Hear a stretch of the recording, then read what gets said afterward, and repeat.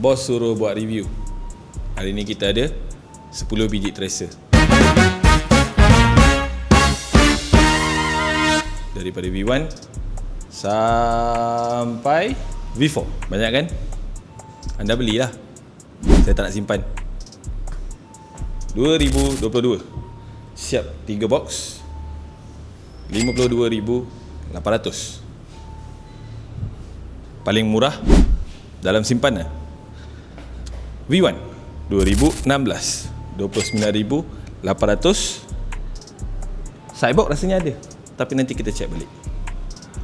Seterusnya, harga belum keluar, tapi rasa-rasanya bawah 40 lebih kurang. Ni V1 2018 30,800. Siap sekali ada sidebox. Aluminium Kalau minat, Roger. Seterusnya V2 2019 39,800.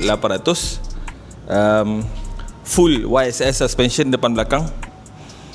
Tayar pun tebal, rantai sprocket pun cantik lagi.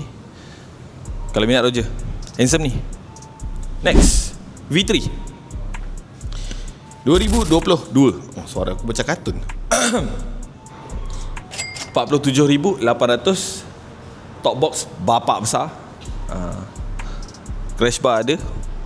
Tayar pun tebal, rantai sprocket pun cun. Nombor plate pun handsome. Siapa lahir tahun 62 boleh beli. Next, kita ada V1 V2 2020 36,800. Pun handsome. 3 box siap. Tayar pun handsome. Condition mostly standard.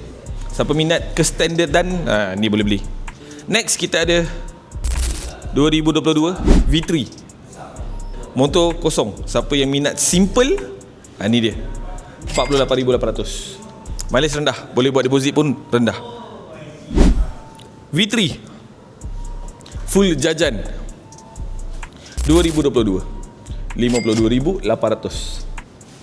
Siap sidebox, siap top box, siap Akrapovic, siap crash bar dan juga spotlight. Ni kalau minat, jangan tunggu lama-lama, nanti lama-lama dia diambil orang. Next pun ada lagi satu, V3 2022. Siap dengan Akrapovic, siap dengan top box 45 liter. Kalau minat, Roger. Sebab ini kita jual 51,800. And last but not least, V4. Kita boleh dapat stok, tapi yang ni dah jual. Harga sekian, bulanan pun sekian. Kalau minat, carilah. Hari ni macam tak ada mood sebab bos suruh buat review. Okay, kita jumpa lagi nanti di waktu lain, masa yang lain.